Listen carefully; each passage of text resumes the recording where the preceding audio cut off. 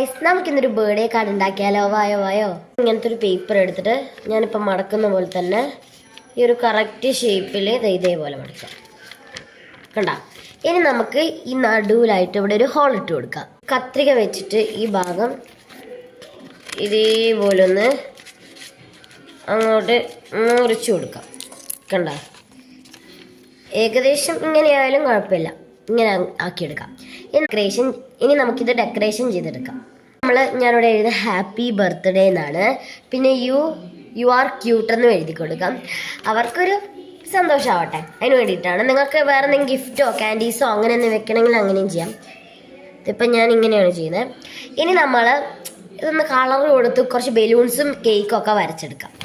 ഇവിടെയാണ് വരച്ചെടുക്കേണ്ടത്. അപ്പോൾ ഇത് തുറക്കുമ്പോൾ തന്നെ ഹാപ്പി ബർത്ത്ഡേ എന്ന് കണ്ട ഇങ്ങനെ കാണാൻ പറ്റും. അങ്ങനത്തെ ഇതാണ്. ഇനി ഇവിടെ ഡെക്കറേഷൻ ചെയ്തെടുക്കാം. നമുക്കിത് ഫുള്ളും ഡെക്കറേഷൻ ചെയ്തിട്ട് കാണാം.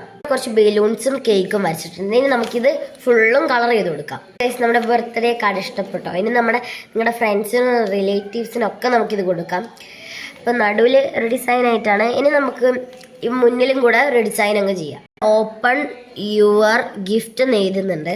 ഇതിപ്പോൾ തലകുത്തനെയാണ്, നിങ്ങൾക്ക് ഒന്നും കാണാൻ പറ്റില്ല, അതുകൊണ്ടാണ് ഇങ്ങനെ ഇത്. ഇനി നമുക്ക് ഈ ബലൂൺസ്, നിങ്ങൾക്ക് ബലൂൺസ് കാണാൻ പറ്റുന്നുണ്ട്, ഇതിനൊക്കെ നമുക്കിനി കളർ അടിച്ചെടുക്കാം. നമ്മുടെ ബർത്ത്ഡേ കാർഡ് റെഡി ആയിട്ടുണ്ട്. നിങ്ങൾക്ക് ഇപ്പോൾ കാണാൻ പറ്റും. അടിപൊളിയായിട്ടുണ്ടെങ്കിൽ കമൻറ്റ്. ഇനി വട്ടം കുറച്ചും കൂടെ നമുക്ക് ഇങ്ങനെ റൗണ്ട് ആക്കി എടുക്കാം. ഇതിപ്പോൾ കുറച്ച് ഇങ്ങനെ ഉണ്ട്. ഞാനിപ്പം ഉള്ളിൽ ക്യൂട്ട് എന്നൊക്കെ എഴുതി കൊടുത്തിട്ടുണ്ട്. നിങ്ങൾക്ക് വേണമെങ്കിൽ എക്സ്ട്രാ ക്യൂട്ട് എന്നൊക്കെ എഴുതി കൊടുക്കാം കേട്ടോ. എങ്ങനെയുണ്ട് ഗൈസ്? ഫുള്ള് റൗണ്ട് ആക്കിയിട്ടുണ്ട്. അപ്പോൾ ഇഷ്ടപ്പെട്ടാൽ ലൈക്ക് ചെയ്യുക, ഷെയർ ചെയ്യുക, സബ്സ്ക്രൈബ് ചെയ്യുക. അപ്പം അതുവരേക്കും കാണാം. ബൈ.